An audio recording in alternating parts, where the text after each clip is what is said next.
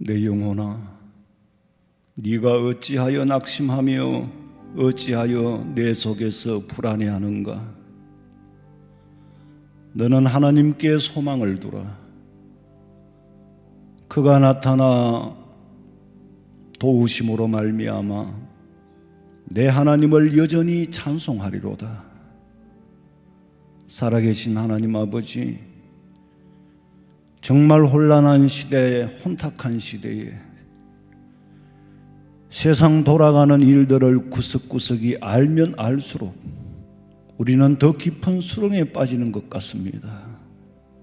하나님 아버지, 하오나 하나님 주시는 말씀, 어찌하여 믿음 안에서, 어찌하여 내 안에서 불안해하는가? 우리의 불신앙을 책망하시고 오직 하나님께 소망을 두라고 말씀하시오. 그 약속하신 말씀 믿고 살아갑니다. 하나님이 나타나 도우심으로 말미암아 우리가 여전히 찬송하며 예배하며 살아갈 수 있도록 인도해 주시옵소서. 오늘 이렇게 예배할 수 있는 은혜 주신 것을 감사하오며 이 땅에 다시 오실 예수님의 이름으로 기도하옵나이다. 아멘. 전능하사 천지를 만드신 하나님 아버지를 내가 믿사오며 그 외아들 우리 주 예수 그리스도를 믿사오니 이는 성령으로 잉태하사 동정녀 마리아에게 나시고 본디오 빌라도에게 고난을 받으사 십자가에 못 박혀 죽으시고 장사한 지 사흘 만에 죽은 자 가운데서 다시 살아나시며 하늘에 오르사 전능하신 하나님 우편에 앉아 계시다가 저리로서 산자와 죽은 자를 심판하려 오시리라. 성령을 믿사오며 거룩한 공회와 성도가 서로 교통하는 것과 죄를 사하여 주시는 것과 몸이 다시 사는 것과 영원히 사는 것을 믿사옵나이다. 아멘. 하나님이여, 나를 지켜주소서. 내가 주께 피하나이다. 내가 여호와께 아뢰되 주는 나의 주님이시오니 주밖에는 나의 복이 없다 하였나이다. 땅에 있는 성도들은 존귀한 자들이니 나의 모든 즐거움이 그들에게 있도다. 다른 신에게 예물을 드리는 자는 괴로움이 더할 것이라. 나를 훈계하신 여호와를 송축할지라. 밤마다 내 양심이 나를 교훈하도다. 내가 여호와를 항상 내 앞에 모심이요 그가 나의 오른쪽에 계심으로 내가 흔들리지 아니하리로다. 아멘.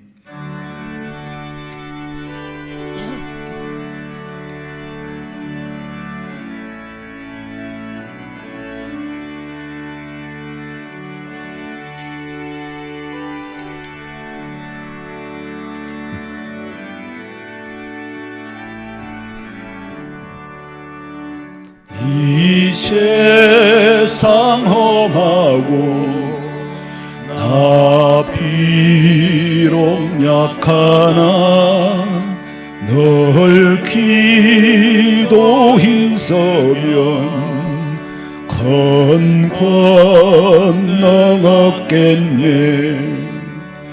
주의 은혜로 대속받아서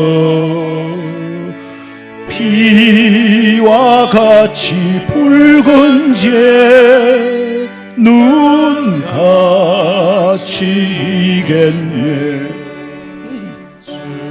주님의 권능은 한없이 크오니 돌 같은 내 마음 건너겨 주소서. 주의 은혜로 대속받아서 피와 같이 붉은 죄 눈같이 이겠네. 내 마음이 약하여 널 넘어지오니 주 예수 힘주사 굳세게 하소서. 주의 은혜로 대속받아서 피와 같이 붉은 죄 눈같이 이겠네. 제사함 받은 후 새사람 되어서 주 앞에 서는 날 널 찬송하겠네. 주의 은혜로 대속받아서 피와 같이 붉은 죄 눈같이 이겠네.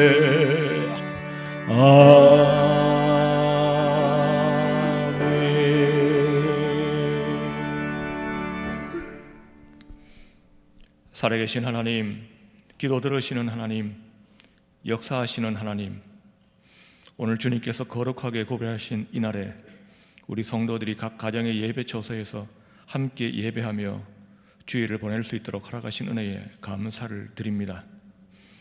아버지, 저희들이 흩어져서 가정에서 주일 예배를 드린 지 벌써 4번째 주일이 되었습니다. 한 달의 시간을 지나면서 주님께서 저희 마음에 주신 간절한 감사와 회개의 제목들이 있습니다. 주님, 누구의 방해도 받지 않고 마음껏 예배할 수 있었던 좋은 환경을 주셨던 것에 대해서 무한 감사를 드립니다. 자유 대한민국에서 태어나서 복음을 듣고 예수님을 주로 시인하는 그리스도인 되게 하셔서 주일이면 함께 모여서 마음껏 목청껏 주님의 이름을 부르며 기도하며 찬송할 수 있었던 은혜를 주셨음에 감사를 드립니다. 이단이나 사이비의 길로 가지 않고 우리 교회, 우리 목사님 만나서 참으로 순리로 신앙생활을 하도록 지금까지 말씀 듣게 하신 은혜에 감사를 드립니다. 서로 돌아보아 사랑과 선행을 격려하며 기쁠 때 함께 웃고 슬플 때 함께 울던 믿음의 동역자들과 한 가족처럼 지내게 하셨던 은혜에 감사를 드립니다. 그럼에도 불구하고 너무 익숙한 나머지 소중함을 잊고 감사를 잃어버린 죄악을 회개합니다. 처음 믿을 때 예수님 그 세 글자만 들어도 마음이 뜨거워지고 깊은 곳에서 눈물이 솟던 그 간절함과 절박함을 잃어버리고 주님께 대한 첫사랑이 식어버린 죄악을 이 시간 회개합니다. 주 안에서 한가족된 성도들을 마음껏 사랑하고 격려하지 못했던 것들을 회개합니다. 좋으신 하나님, 그런 우리의 연약함과 죄악에도 불구하고 우리가 뉘우치고 돌이켜서 주님께 돌아가면 우리 죄악을 용서하시고 그 크신 능력으로 전염병으로부터 이 땅을 고치실 것이라는 소망을 주심에 감사를 드립니다. 이 전염병으로 인한 두려움이 물러가고 두려움은 변하여 기쁨의 노래가 되고 환난은 인내는 연단은 소망을 주심을 알고 회복에 대한 소망이 더욱 견고해질 수 있도록 저희 믿음을 더하여 주시옵소서. 우리 성도님들 가운데 태중의 아이로부터 연로하신 어르신에 이르기까지 단 한 명도 이 전염병으로 인해 건강에 어려움 당하지 않도록 지켜주옵시고, 경제의 총체적인 위기 가운데 한 가정도 물질의 어려움 때문에 힘들지 않고 믿음으로 잘 극복할 수 있도록 은혜를 베풀어 주시옵소서. 또한 우리가 더욱 회개하며 교회와 나라를 위해서 기도할 때 우리나라 자유 대한민국을 불쌍히 여기셔서 마음껏 예배할 수 있는 자유민주주의를 계속해서 허락하실 것이라고 믿습니다. 이 시간에도 가정에서 예배드리는 성도들의 마음에 하나님께서 기뻐하시는 영과 진리의 예배를 드릴 수 있는 믿음을 더하여 주옵소서. 말씀 전하시는 목사님께 권세와 능력을 더하여 주셔서 듣는 성도들 심령 깊은 곳에 큰 감화를 주시고 말씀을 통해 듣는 분들의 삶이 변화될 수 있도록 은혜 주시기를 소망합니다. 하나님, 우리 목사님께 육신의 강건함과 성령의 충만함을 날마다 허락하셔서 이 마지막 시대에 우리에게 꼭 필요한 말씀 준비하시고 선포하시기에 부족함이 없도록 주님께서 붙들어 주시옵소서. 하나님, 함께 모여 예배하라고 주신 이 아름다운 예배당이 속히 다시 간절하게 예배를 사모하는 성도들로 가득 차게 되는 그날을 기대합니다. 그날을 속히 앞당겨 주시옵소서. 나중에 돌아보면 이 모든 일들을 통해서 하나님께서 합력하여 선을 이루어 주셨다고 고백하게 될 줄 믿사오며 모든 말씀 약속대로 다시 오실 예수님의 이름으로 기도하옵나이다. 아멘.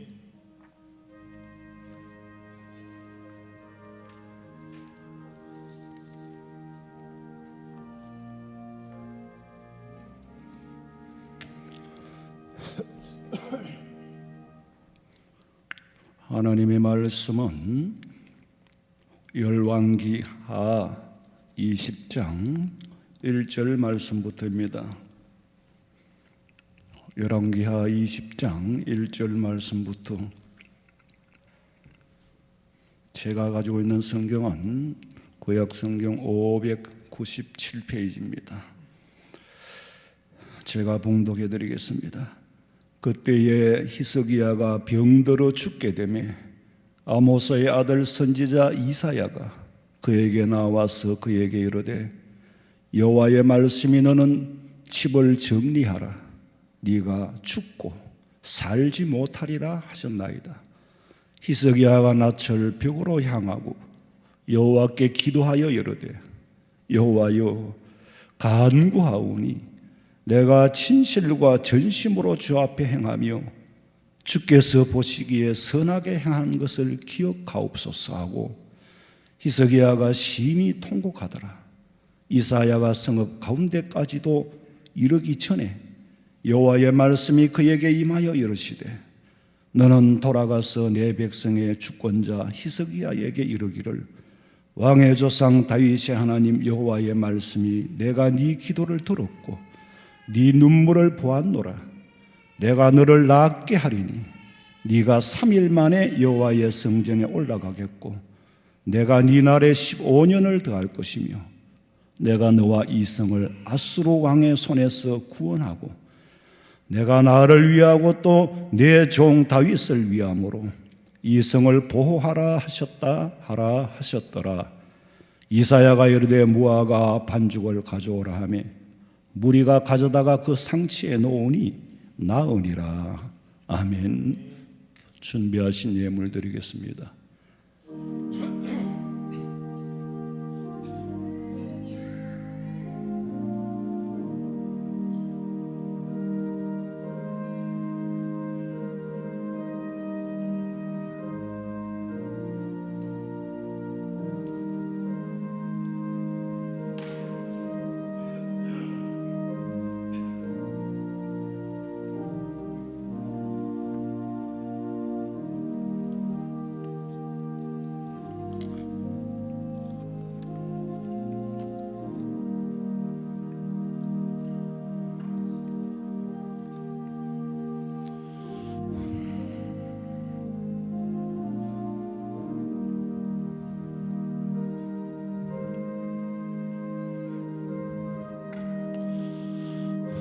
기도드리겠습니다.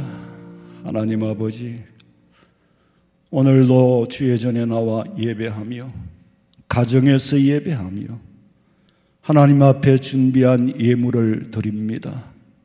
많은 것이든 적은 것이든 아버지께서 주신 것인 줄로 믿고 구별하여 드린 소득의 10의 1조가 우리의 창고에 물질이 사질 수 있는 뿌리가 되고 씨앗이 되게 하여 주시옵소서.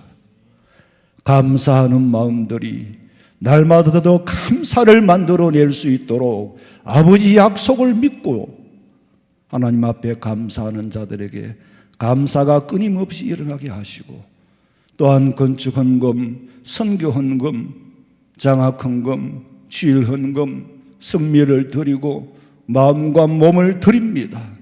이제 아버지 앞에 받을 은혜를 사모하오니 주님 허락하여 주시옵소서. 이 땅에 다시 오실 예수님의 이름으로 기도하옵나이다. 아멘. 광고 말씀드리겠습니다. 참 하루가 천년 같다고 하더니 이때를 두고 하는 말인 것 같아요. 3주째 예배를 못 드리고 있는데 가정에서 드리고, 이런 상황이 마치 천년이 지나가는 것 같아요. 더더구나 연로하신 분들은 영상 예배에 함께하지 못하고 문자도 제대로 했지만은 습득하기가 어려운 그런 분들이 있어서 참 마음이 아픕니다. 그런 분들은 예배 순서는 함께 하시고, 또 설교는 기독교 방송을 통해서 그렇게 잘 골라서 선택해서 영혼의 양식을 공급받기를 원합니다.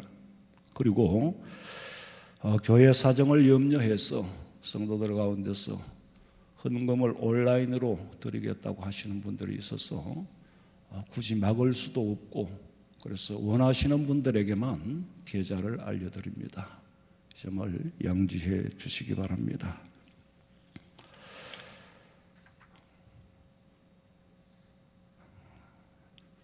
여러분, 저는 사실 그동안에 참 보고 싶었어요.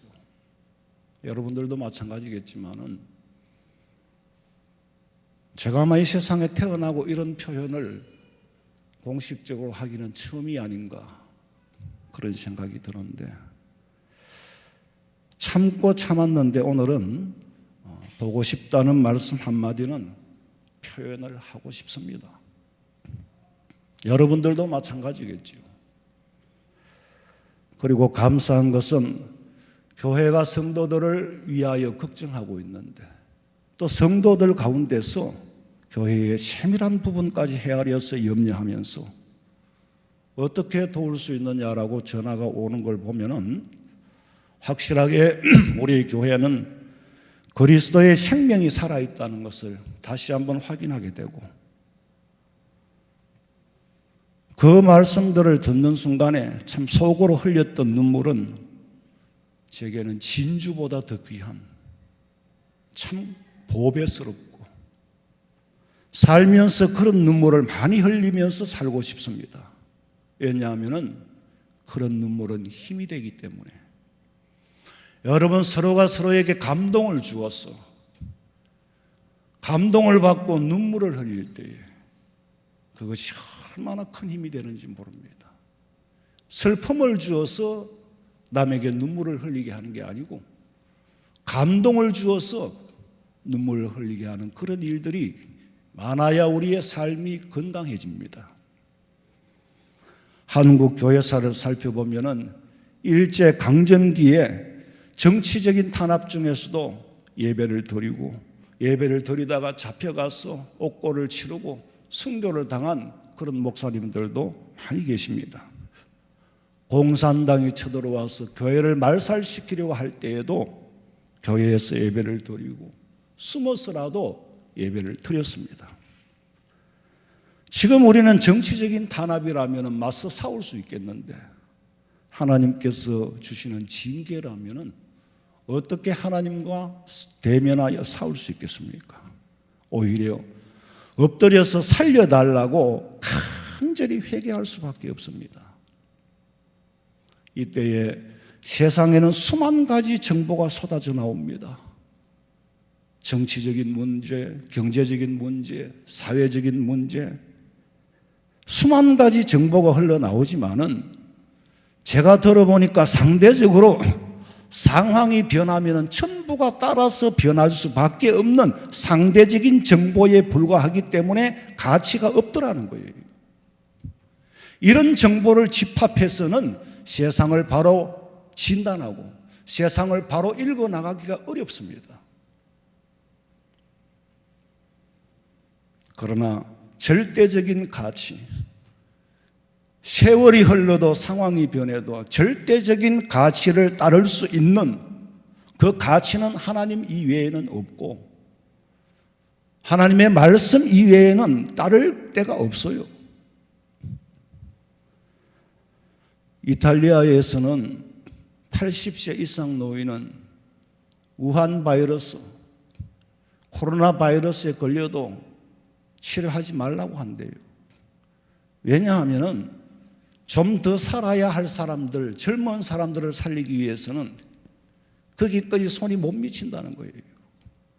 그러면은 이런 분들은 노후는 준비해서 살려고 준비했지만 사후는 준비를 못했어요. 그럼 어떻게 되겠어요? 우리 그리스도인들은 이 땅에서 어떻게 살 것인가? 물론 땅에 발을 딛고 사는 동안에는 노후 준비도 우리가 할 수 있는 대로는 해야지요. 그러나 기독교의 근본적인 목적은 사후를 준비하는 겁니다. 머지않아 우리가 죽어야 되고 죽은 이후에 영원히 살 노후 준비는 해봤댔자 몇 년을 살겠어요. 그러나 우리는 영원히 살아야 하기 때문에 교회가 하는 일은 왜 사는가? 앞으로 사후 세계 영원한 영생을 준비시키기 위해서 교회가 존재하는 겁니다. 대통령께서 한 번도 경험해보지 못한 나라를 만들겠다고 공약을 했는데 지금 그 공약이 하나도 이루어지지 않은 게 없어요. 정말로 한 번도 경험해보지 못한 세계에 살아갑니다. 정치는 여전히 혼란스럽고 경제는 기반이 무너져가고 사회는 마스크 한 장 사기 위해서 매일 내가 보니까 약국에 줄을 서더만요. 앞으로 이렇게 간다면은 치약 사려는 것도 줄 서야 되고 라면 사는 것도 줄 서야 되고 생필품 구하기 위하여서 줄을 서야 하는, 그러면 어떻게 직장 생활을 하겠습니까? 우리가 알아야 될 것은 근본적으로 우리는 사실은 식량 부족 국가입니다. 박정희 대통령이 살았을 때에 식량 작업 상태는 식량을 자급자족하지 못한다면 이거는 국가의 안보보다 더 위험한 일이다. 그래서 식량 작업도를 올리기 위해서 논두렁 밭두렁에 콩을 심고 애를 써서 통일벼를 수입해와서 통일벼를 심어서 일단 양식을 해결하고 산업이 발달되므로 통일벼가 사라지고 다시금 맛있는 밥을 먹게 되는데 우리 자체로서는 식량이 부족해요. 수입해오지 않으면 아무것도 해결이 안 됩니다. 밀가루 수입해오지 않으면 라면 못 만들어요.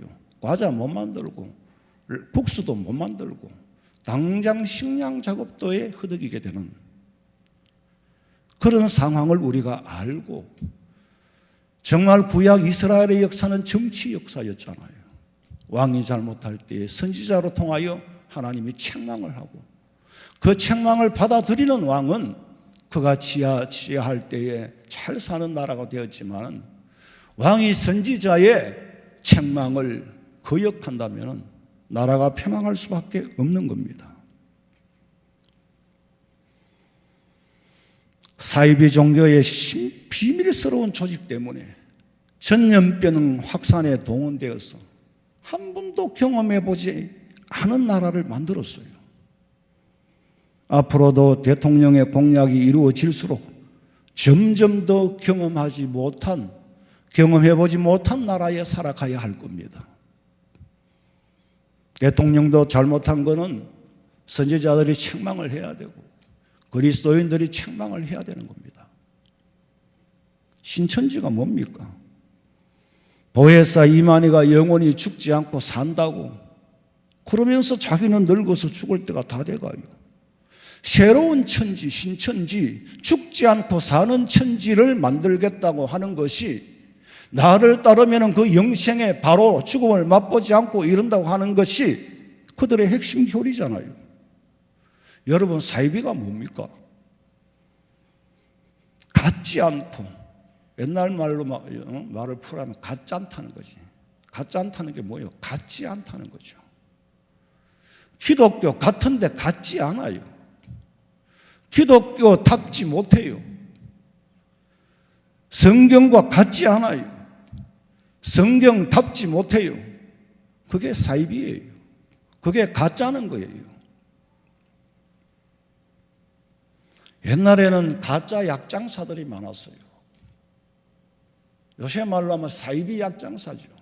가짜라는 것이지. 약답지 않은 거, 약 같지 않은 걸 가짜라고 그러잖아요. 종교에도 사이비가 있어요. 보혜사라고 하는데 보혜사 같지 않고 보혜사답지 않고 그러니까 사이비지요. 정치에도 사이비가 있어요. 그 대표적인 사람이 김일성 일가잖아요. 김일성을 신의 자리에 두고 그때는 종교적으로 신이요. 그가 하나님이에요. 정치적으로 독재자가 되어가지고 정치와 종교가 합일된 것이 사이비 정치 집단이 된 거예요. 그걸 통치 수단으로 사용하고 있어요.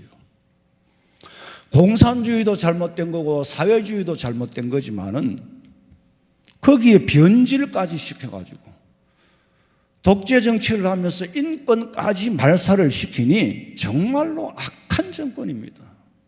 사탄의 정권이에요. 그리스도를 대적하는 사탄의 정권이에요. 만약에 우리도 그 사이비 정치를 추종한다면 북한과 같이 될 수밖에 없습니다. 사이비 정치를 따르는 동안에는 어느 사이에 북한보다 더 못한 지경에 이르를 거예요. 왜냐하면 우리는 지금까지 잘 살았잖아요. 절대적인 빈곤을 모르고 살았습니다. 지금 이 세대가.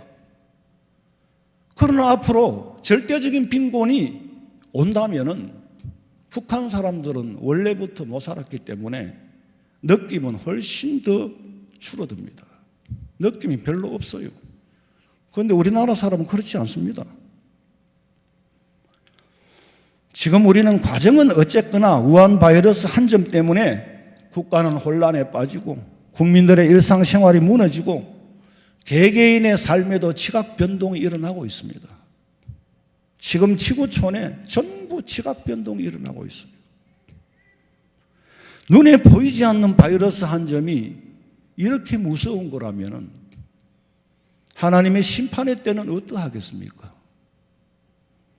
경제적으로도 한 번도 경험해 보지 못한 나라, 소상공인들이 월세를 못 낼 형편이고 수입이 없으니까 월세를 못 내고 월세를 못 내면 보증금을 까먹어 들어갈 거고 기한 내에는 취소도 안 돼. 계약 기간 동안에 계속해서 빚을 내서 월세를 낸다면은 집안이 무너질 수밖에 없어요. 이런 현상은 구석구석이 누룩과 같이 번져서 고통으로 몰아가고 있습니다. 지금 전 세계가 지각 변동이 일어나고 있잖아요. 바이러스 한 점 한 점 몇 점을 두었더니 난리예요. 저는 늘 기도하기를 하나님, 제 마음에 애척되고 예상되는 일이 일어나기를 원하는 게 아니고 일어나지 않기를 기도하고 있습니다. 세상에 어떻게 이런 기도가 나도 모르게 이런 기도를 해야 될까? 이런 기도가 나올까?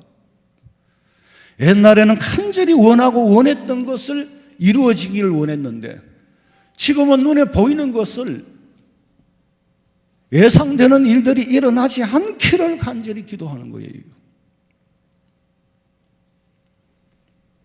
이런 일들이 있기 전에 이미 제가 옛날에 말씀드린 것과 같이 스테인리 법칙에 의해서 수만 번의 징조가 있었습니다.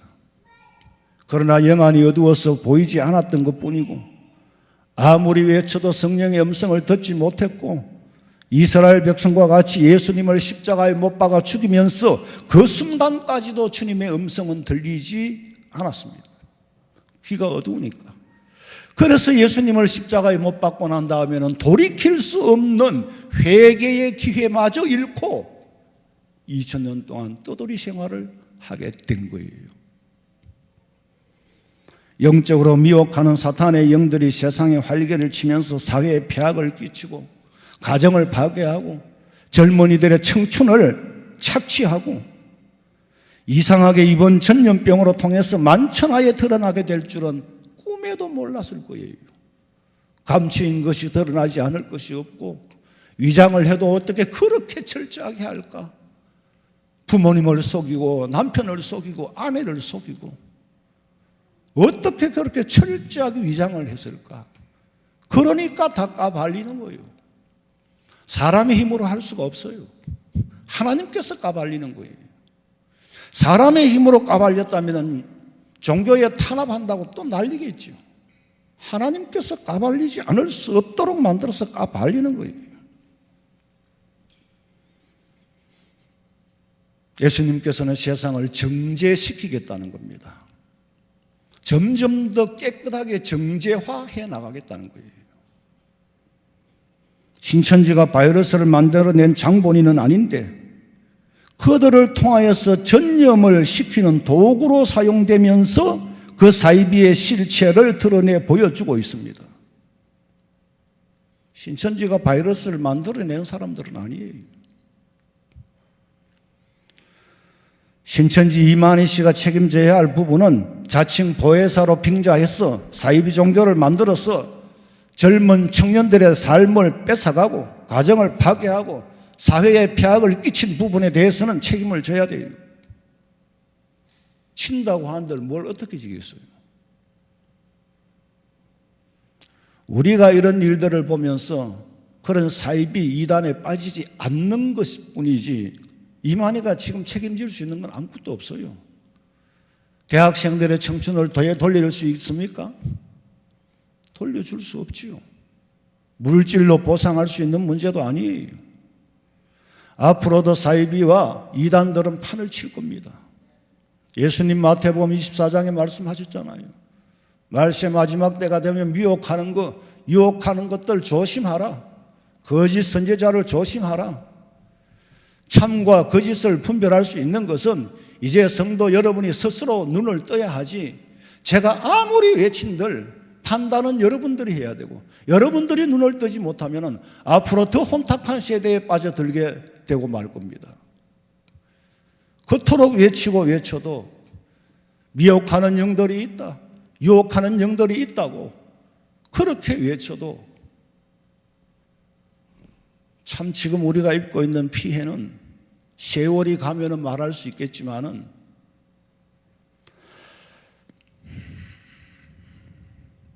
그런데요, 사이비 정치나 사이비 종교는요 절대로 본질에 대한 잘못을 인정하지 않는 것이 특징이에요. 근본적인 잘못은 절대로 인정하지 않습니다. 이만희가 나와가지고 엎드려서 절을 하는데 어떻게 보혜사가 사람 앞에 절을 합니까? 보혜사 성령이 어떻게 사람 앞에 절을 합니까? 예수님은 천하 만국의 권세를 준다고 해도 절하지 않습니다. 그들이 시키는 대로 하지 않아요.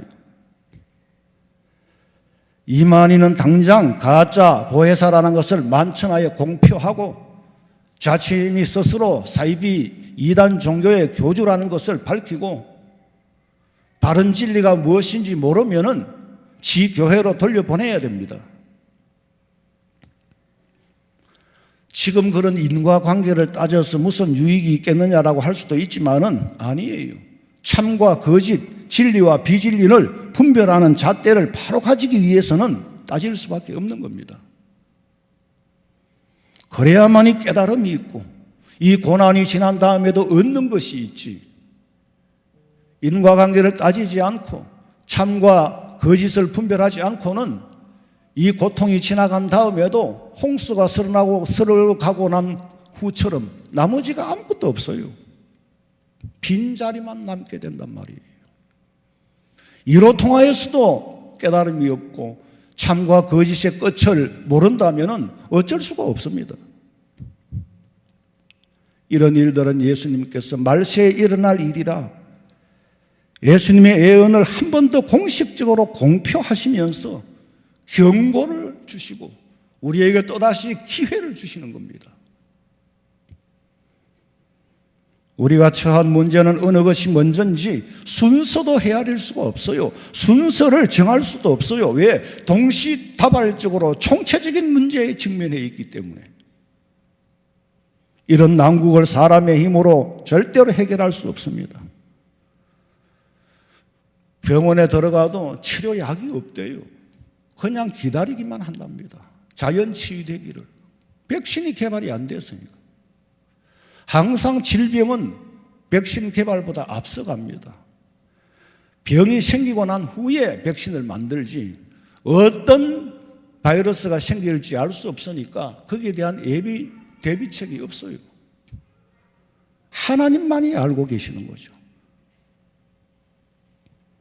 지금 우리가 처한 상황은 오직 하나님의 긍휼하심이 아니면은 헤어날 수가 없어요.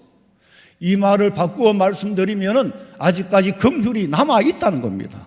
긍휼 안에는 소망이 있다는 말입니다. 긍휼을 입으면은 회복할 수 있다는 말입니다. 긍휼을 입으면은 앞으로 더 나아질 수 있다는 말씀이에요. 누가 우리에게 소망을 안겨주겠습니까? 오직 하나님만이 소망을 안겨줄 수 있기 때문에 더더욱 우리는 하나님의 품 안에 꼭 안겨서 보호를 받아야 돼요. 나는 갈 길 모르니 주여 인도하소서. 어디 가야 좋을지 나를 인도하소서. 어디 가야 좋을지 나를 인도하소서. 아무것도 모르니 나를 가르치소서. 어찌해야 좋을지 나를 가르치소서.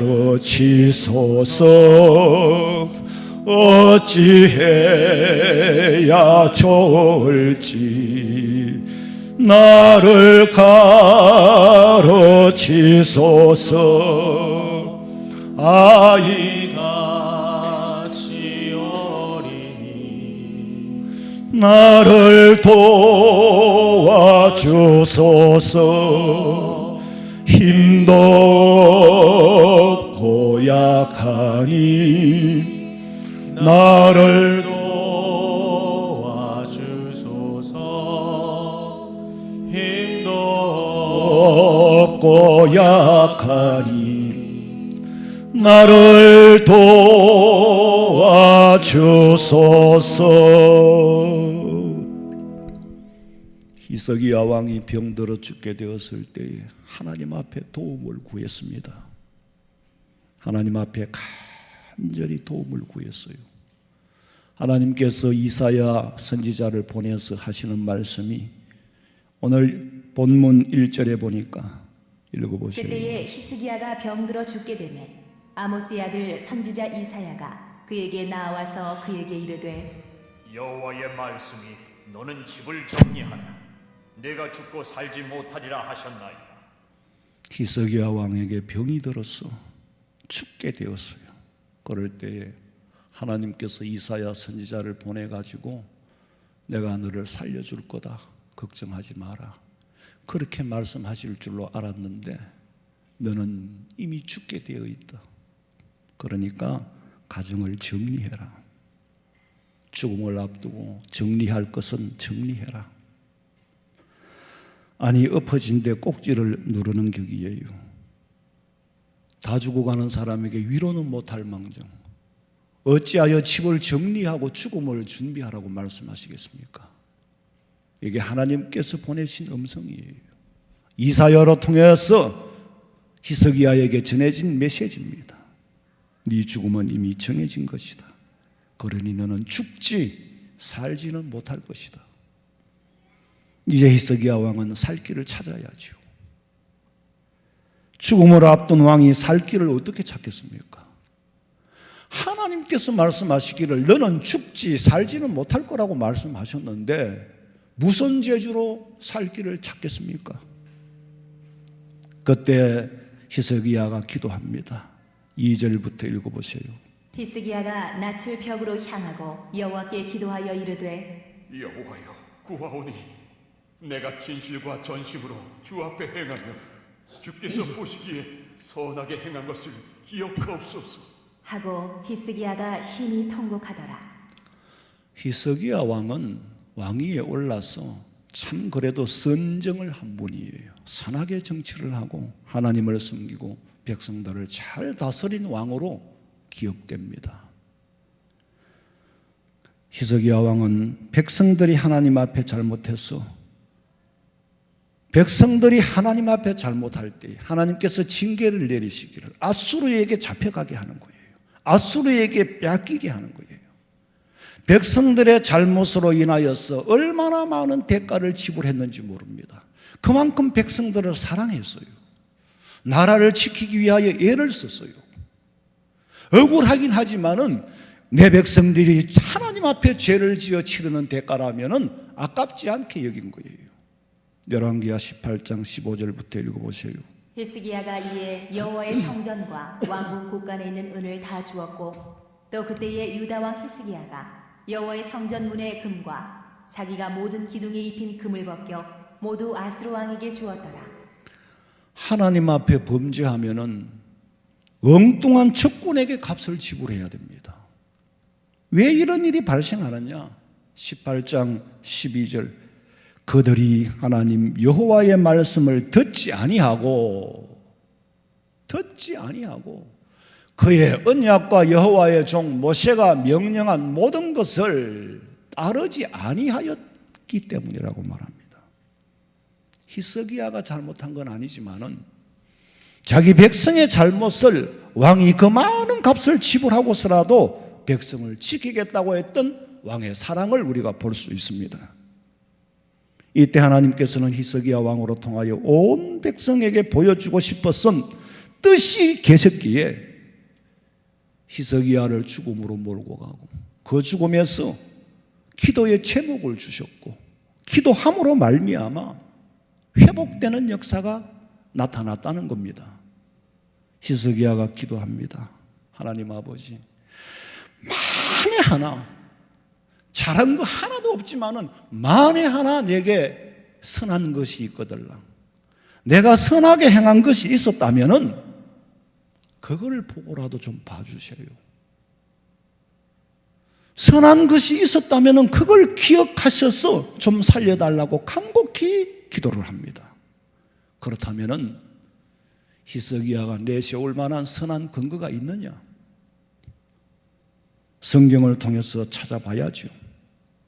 열왕기하 18장 3절부터 읽어보세요.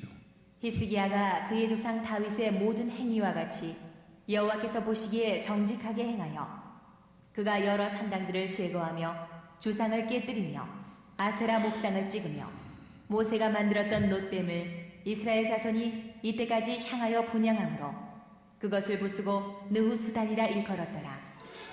히스기야가 이스라엘 하나님 여호와를 의지하였는데 그의 전후 유다 여러 왕 중에 그러한 자가 없었으니 곧 그가 여호와께 연합하여 그에게서 떠나지 아니하고 여호와께서 모세에게 명령하신 계명을 지켰더라. 여호와께서 그와 함께 하시매 그가 어디로 가든지 형통하였더라. 저가 아수르 왕을 배반하고 섬기지 아니하였고 그가 블레셋 사람들을 쳐서 가사와 그 사방에 이르고 망대에서부터 견고한 성까지 이르렀더라. 히스기야는 정직히 행하였더라 그랬습니다. 히스기야는 우상을 쳐부수는 일에 앞장섰습니다. 히스기야는 하나님의 계명을 지킨 사람이라고 기록됩니다. 그래서 히스기야는 어디를 가든지 하나님께서 형통케 하셨다라고 기록을 하고 있습니다. 이런 일들이 히스기야가 하나님 만에 하나 내가 선한 일을 행했다면은 봐달라고 할 수 있는 근거라는 거예요. 봐달라고 할 수 있는 근거가 된다는 겁니다. 만약에 제게 선한 것이 있었다면 그 보시고라도 나를 제발 좀 살려달라고 기도했습니다. 선을 쌓은 자에게 회개의 기회를 많이 주시는 건 틀림이 없어요. 선을 쌓은 자에게 회복의 기회도 많이 주시는 게 틀림이 없습니다. 지금까지 잘한 걸 더 많이 보시는 하나님이니까. 쌓은 것이 없으면 회개의 기회가 박탈되고, 쌓은 것이 없으면 회복의 기회가 박탈되는 겁니다. 물론 선행으로 구원받는 건 아니지만은 구원의 문제와 별개로 우리가 이 땅에 사는 것과 천국에 가서 받을 상급은 전혀 다르다는 겁니다. 히스기야가 통곡하며 기도할 때 하나님께서 이사야 선지자를 금방 돌려보내는 거예요. 방금 전에 이사야를 보내가지고 너는 죽지 살지는 못할 거라고 말씀하셨는데, 그 선지자의 말을 듣고 히스기야 왕은 엎드려서 벽을 향하여 통곡하며 기도할 때에 하나님이 그 당시에 그 음성을 들으시고 그 경고를 했던 선지자 이사야가 몇 발짝 안 갔는데 다시 돌려 세우는 거예요. 20장 4절부터 읽어보세요. 이사야가 성읍 가운데까지도 이르기 전에 여호와의 말씀이 그에게 임하여 이르시되 너는 돌아가서 내 백성의 주권자 히스기야에게 이르기를 왕의 조상 다윗의 하나님 여호와의 말씀이 내가 내 기도를 들었고 내 눈물을 보았노라. 내가 너를 낫게 하리니 내가 3일 만에 여호와의 성전에 올라가겠고 내가 내 날에 15년을 더할 것이며 내가 너와 이 성을 아수르 왕의 손에서 구원하고 내가 나를 위하고 또 내 종 다윗을 위함으로 이 성을 보호하리라 하셨다 하라. 하셨더라. 죽을 병에 들어서 죽음을 선고받았을 때 그 즉시 낯을 벽을 향하여 기도했다. 얼굴을 벽을 향하여 기도하는 거예요. 무슨 말입니까? 하나님 외에는 도움받을 길이 없고 하나님 외에는 살 길이 없다는 거. 오직 하나님 앞에서만이 결단하겠다는 거예요. 이게 사생결단이에요. 여러분, 이 세상 살면서 아직 벽을 향하여 기도하지 않았다는 것은 그만한 고통이 없었다는 겁니다. 저는 아직 인생을 오래 살지는 못했지만은 정말로 벽을 향하여 기도했던 적이 몇 번인지 모릅니다. 벽을 향하여 기도해 보시라고. 어찌 어느 누구인들 고난이 없고 역경과 시련이 없을 수 있겠습니까? 그 시련과 역경과 고난을 당할 때마다 저는 벽을 향하여 기도하는 거, 그 일을 잃지 않았습니다. 간증을 하려면 끝도 없어요. 우리 교회에 있는 동안에는 간증을 다 할 수가 없겠죠. 하나님 앞에 결심을 나타내는 행동입니다. 이게 사생결단이에요. 우리가 벽을 향하여 기도할 일이 없으면 좋겠지만은 아직 벽을 향하여 기도해 본 적이 없다는 것은 그런 고난과 괴로움과 고통을 경험하지 않았다는 얘기입니다. 히스기야가 오직 하나님 앞에 벽을 향하여 기도할 때에 그 기도를 들으시고 수명을 15년이나 연장받고 다시 성전에 올라갈 수 있는 은혜를 입은 거예요. 히스기야 왕이 쌓은 선이 회개할 때 효과가 발생되는 겁니다. 쌓은 선이 있다면 회개할 때 효과를 발생한다는 거예요. 하나님께서는 왜 히스기야에게 죽음을 선포하고 왜 회개를 통해서 생명을 연장시키는 일을 연출해 내셨겠느냐? 그 일로 통하여 회개와 통곡의 기도는 하나님의 뜻마저 돌이킬 수 있다는 것을 보여주시기 위한 상징입니다. 하나님의 뜻을 돌이킬 수 있는, 네가 죽고 살지 못하리라고 했지만 벽을 향하여 기도하고 만에 하나 내가 선한 것이 있다면 그걸 봐서라도 살려달라고 할 때에 삶을 회복시키고 하나님의 뜻을 돌이킬 수 있다는 거예요. 니느웨 성도 마찬가지였잖아요. 40일 후면 망한다고 했는데 요나 선지자의 메시지를 듣고 왕으로부터 짐승들까지 금식을 시키며 기도할 때에 그 나라가 회복되는 은혜를 입은 겁니다. 오늘 우리가 당하고 있는 총체적인 문제 속에서 하나님의 뜻이 무엇인가? 하나님께서 바이러스 한 점을 세계 각각에 몇 군데만 던져버렸더니 지각 변동이 일어나고 있어요. 대통령 트럼프도 벌벌 떨고 캐나다 총리도 격리 중이라 그래요. 제가 이 우한 바이러스가 시작될 때에 이것이 지구촌의 파도갈처럼 몇 개만 던져지면 세계가 지각 변동이 일어날 거라는 불길한 생각이 들었습니다. 그래서 제가 말씀드린 적이 있죠. 수술하고 입원해서 병실에서 돌아가는 상황을 보니까 아무래도 심상찮아요. 그래서 제가 수요일 날 늦게 퇴원을 하고 그다음에 당회를 열고 낮 예배만 최대한으로 방어를 하고 예방을 하고 해서 드리려고 하다가 그마저도 돌아가는 상황이 너무 긴박해서 그 다음 날 또 다시 당회를 열고 교회를 폐쇄하기로 그리고 가정에서 예배를 드리기로 결정을 했습니다. 아무래도 하나님께서 구조조정을 하시려나 보다. 자기 중심으로 잘 믿는 줄로 착각하고 살고 있는 우리에게 삶의 구조조정이 시작된 겁니다. 이건 어느 누구에게나 해당되는 거예요. 나라만 구조조정을 하는 것이 아니라 회사만 구조조정을 하는 것이 아니라 내 삶의 구조조정을 시작하신 거예요. 여러분, 우리는 스스로 지금 돌아가는 상황을 내 자신에게 돌이켜 적용을 시켜야 됩니다. 내 믿음의 삶을 수술하시겠다는 메시지로 받아들였습니다. 우리도 망설이지 않고 히스기야와 같이 통곡하며 기도할 때에 하나님께서 돌이켜 주시고 회복해 주시는 은혜가 어떤 것인가를 체험하게 된다는 말씀입니다.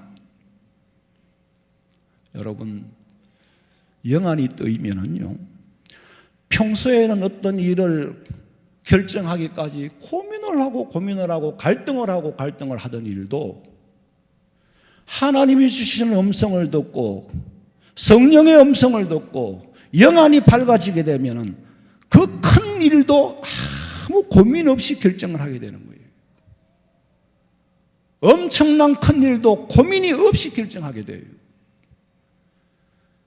교회를 시작할 때 건축을 하고 또 건축을 하고 큰 일을 결정할 때마다 엄청난 고민을 하며 기도하고 고민할 때에 하나님이 주시는 음성, 하나님이 주시는 마음, 엄청난 일을 결정을 할 때도 편안해지는 거예요. 나는 빚을 지고 살 수 없는 사람인데 그 엄청난 일을 내가 다 책임을 져야 되는데 지금도 진행 중에 있지 않습니까? 지금도 교회가 어려움을 당하면은 그럴 리가 없고 그럴 수도 없고 그래서도 안 되고 하나님이 지켜주시겠지만은 인간의 애로 들어서 어려움을 당하면은 전부 제가 책임져야 됩니다. 제 마음이 불안하고 제 마음이 불길하면은 심각한 문제가 생기겠죠. 그러나 하나님께서 지켜주시고 하나님께서 우리 교회를 붙잡아 주시고 우리 성도들이 기도하고 우리 성도들의 기도가 하나님의 교회를 지켜가실 줄로 믿으시기 바랍니다. 여러분, 작은 일이든 큰 일이든 갈등과 고민이 없이 평안히 문제를 판단하고 결정하도록 하기 위해서는 성령의 음성을 들어야 돼요. 영안의 눈이 떠여져야 돼요. 길을 알고 가면은 두려울 게 없어요. 길을 모르고 깜깜한 길을 가니까 두려운 거예요.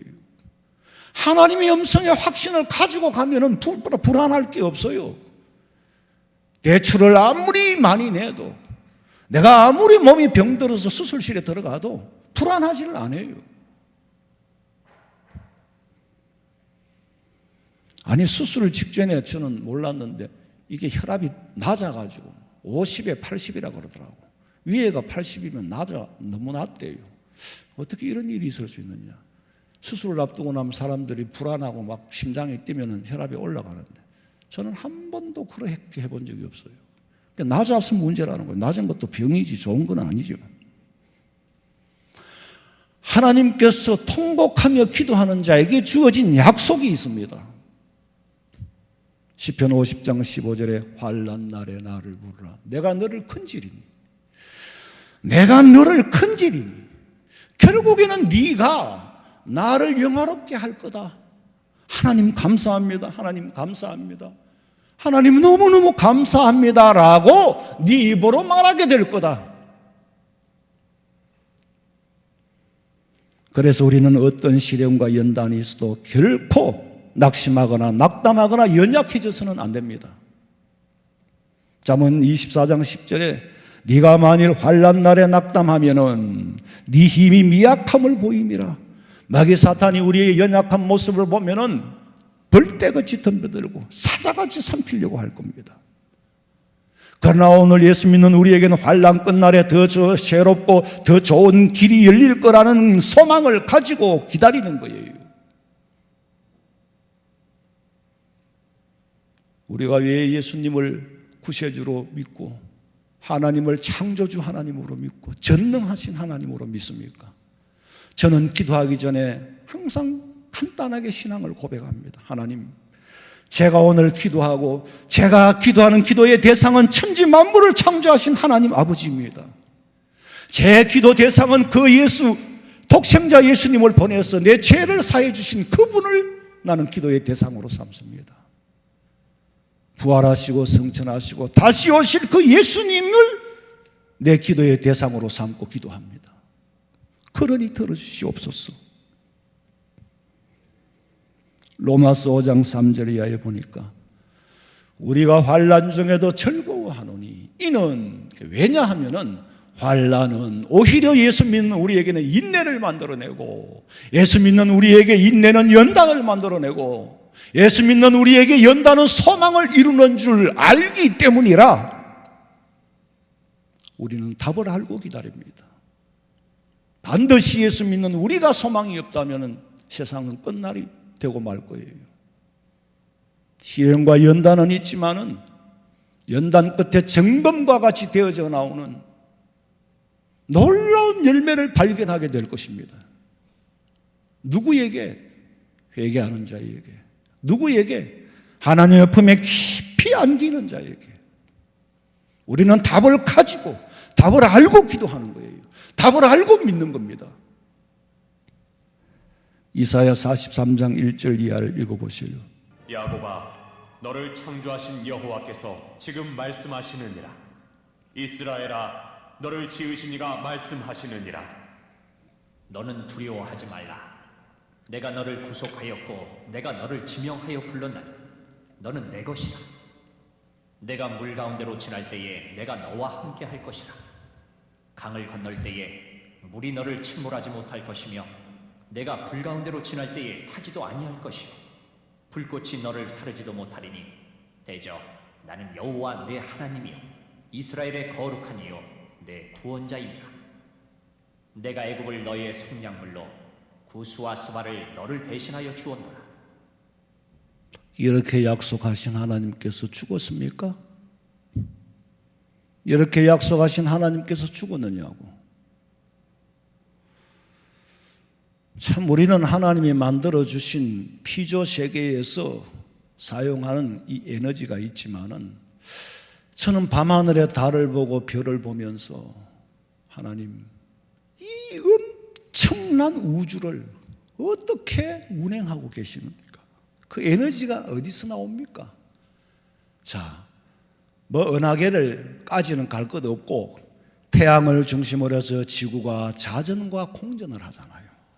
돌면서 돌아가는 거예요. 이 에너지는 비행기 뭐 3,000마력, 4만 마력 이런 것과 돌릴 수 있겠어요? 참 하나님의 세계는 신묘막측하고 인간의 이성으로는 감히 상상도 할 수 없구나. 자동차 하나 굴리는데도 에너지가 얼마나 필요하고 그걸 감당하기도 어려운데 하나님께서는 태양을 중심으로 하여 지구가 스스로 돌면서 이걸 자전이라고 하지요. 돌면서 태양 주위를 도는 걸 공전이라고 합니다. 어떻게 이렇게 돌릴 이 힘, 에너지가 어디서 나왔을까? 어떻게 이게 우연이겠어요? 하나님께서는 이스라엘 백성들에게 더 좋은 것을 주시겠다고 약속해 주셨고, 그러니 두려워하지 마라. 두려워하지 마라. 오늘 저와 여러분이 믿는 하나님은 살아계시니 이스라엘 백성들에게 주셨던 약속이 오늘 우리에게 주신 약속이니 두려워하지 마세요.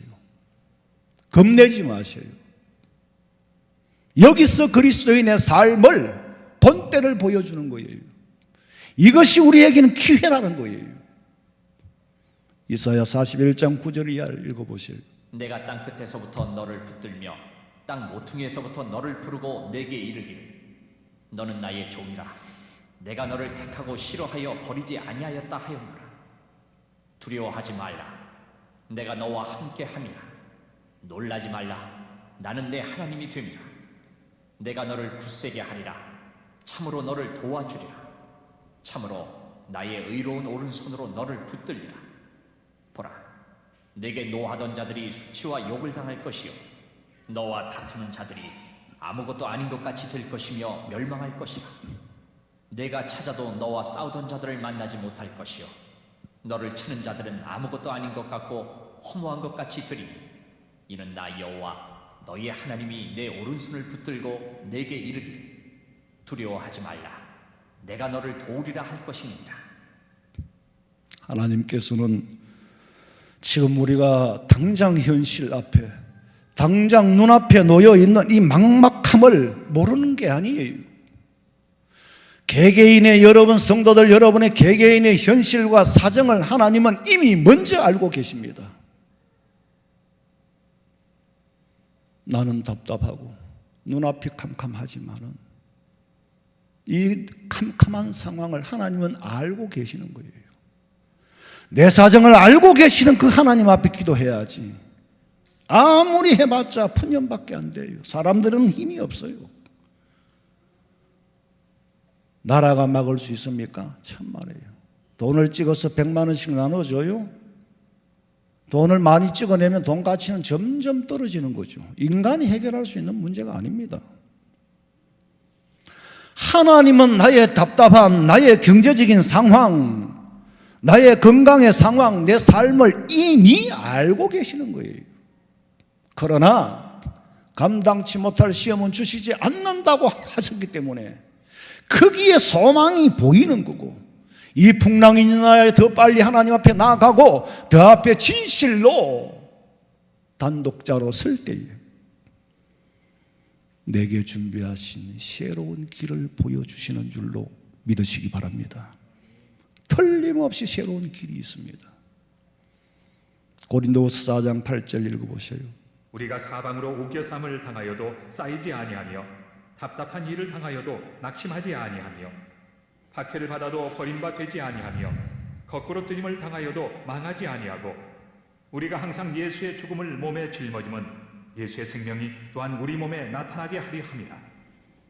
여러분, 예수 믿는 우리라고 현재 상황을 비켜갈 수는 없습니다. 그러나 그 가운데에도 우리에게만 주신 하나님의 약속이 있기 때문에 그 약속이 우리에게는 소망이 되는 겁니다. 그 약속이 뭡니까?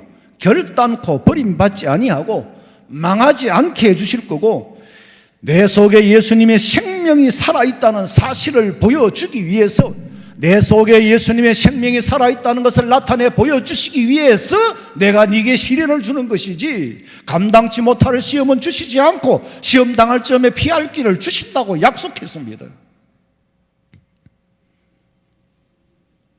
바울이 입은 은혜를 우리가 사모해야죠. 빌립보서 4장 11절 읽어보세요. 내가 궁핍함으로 말하는 것이 아니니라.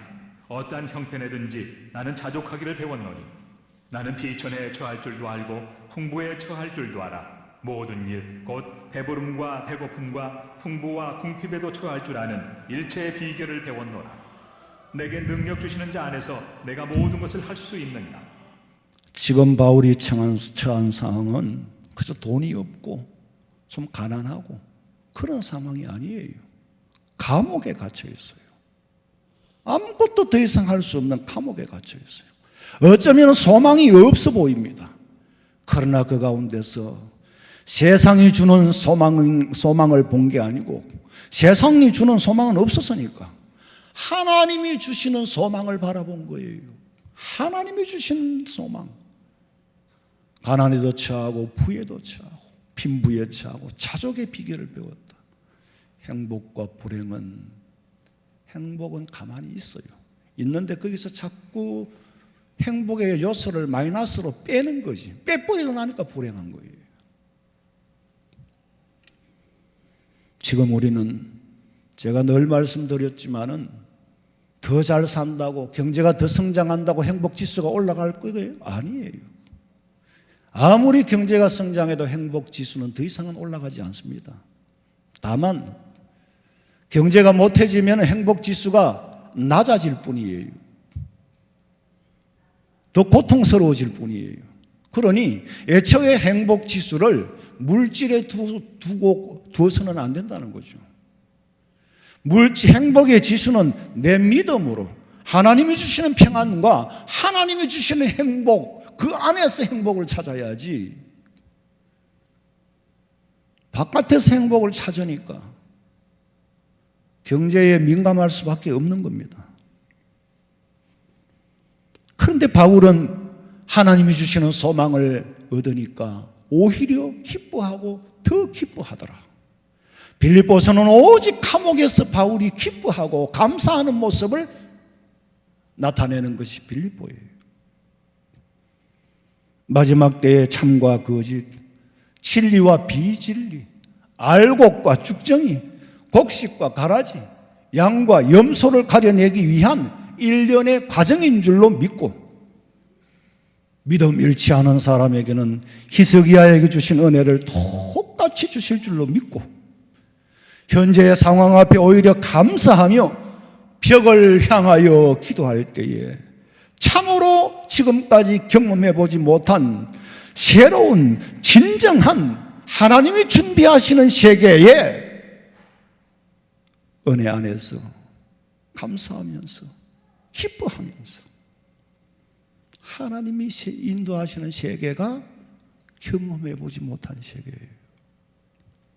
사람이 만들겠다고 하는 경험하지 못한 세상은 우리에게 불행을 안겨주지만 하나님께서 준비하고 계시는 그야말로 진정한, 니들이 땅에서 경험하지 못하고 니들이 세상에서 구했던 행복을 경험하지 못했던 것을 감옥 안에서 기뻐하고 즐거워할 수 있는 그런 세계로 인도하겠다. 그것이 그리스도인이에요. 여러분, 우리는 마지막 때에 진실로 진정한 크리스찬이 되어야 됩니다. 남보다 더 출세하고 더 부자 되는 크리스찬이 아니라, 그것도 나쁜 건 아니지요. 그러나 그리스도인의 본질은 다음 세상을 준비하는 거예요. 예수님 맞이할 준비하는 거예요. 다음 세상을 준비시키고 인도하는 몽학선생의 역할을 하는 것이 목사입니다. 여러분, 하나님이 준비하고 예비하신 세계로, 믿음과 기도로, 회개로 회복할 때에 하나님은 뜻을 거두시고, 하나님의 뜻은 거두시고 네가 원하는 대로 해주겠다는 거예요. 네가 잘못할 때는 아버지가 절대로 아버지 뜻을 안 거둡니다. 그렇게 하기로 결정을 해버렸어요. 그런데 아들이 회개하고 돌아오니까 아버지가 내 뜻을 접겠다는 거예요. 내 뜻을 거두겠다는 거지. 네가 원하는 대로 해줄 것이다. 여러분이 어떤 상황에 처해 있든지 히스기야와 같이 낯설 얼굴을 벽을 향하여 기댈 곳은 오직 하나님 한 분밖에 없는 줄로 알고 기도하면서 이 어려운 난국을 헤쳐나가시기를 주님의 이름으로 축원합니다. 살아계신 아버지 하나님, 사람의 힘으로는, 사람의 능으로는 이 난국을 헤쳐나갈 수가 없습니다. 그러나 살아계신 만군의 여호와 우리 아버지 하나님께서 히스기야의 통곡을 보시고 뜻을 돌이켜서 살려주셨던 것처럼 지금이라도 우리 개개인이 회개하고 이 나라와 이 민족이 회개하고 인본주의 국가가 아니라 신정정치로 하나님이 주시는 지혜와 은혜로 지도자들에게 영안을 뜨게 해주시고 성령의 음성을 듣게 하여 주시옵소서. 우리 성도들의 삶 속에 깊이 관여하시는 하나님, 깊이 따지시는 하나님, 아버지 하나님, 어느 하나도 하나님을 피할 수가 없습니다. 구석구석이 우리가 행했던 것은 죄의 흔적뿐이요, 죄의 흔적은 통곡의 눈물로, 회개의 눈물로 지울 수밖에 없습니다. 행여나 그동안에 잘한 것이 있다면, 행여나 선한 것이 있었다면 그걸 보시고라도 우리의 삶을 회복시켜 주시옵소서. 이 땅에 다시 오실 예수님의 이름으로 기도하옵나이다. 아멘.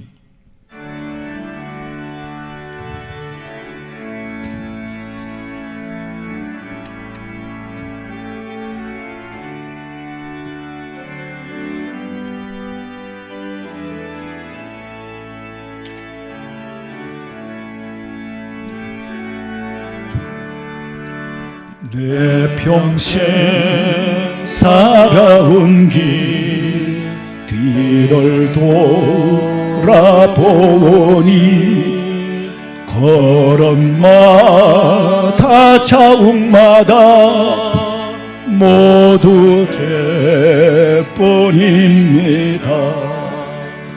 마음의 죄를 사하신 주의 은혜 크시니 골고다 언덕길을 주님 바라봅니다.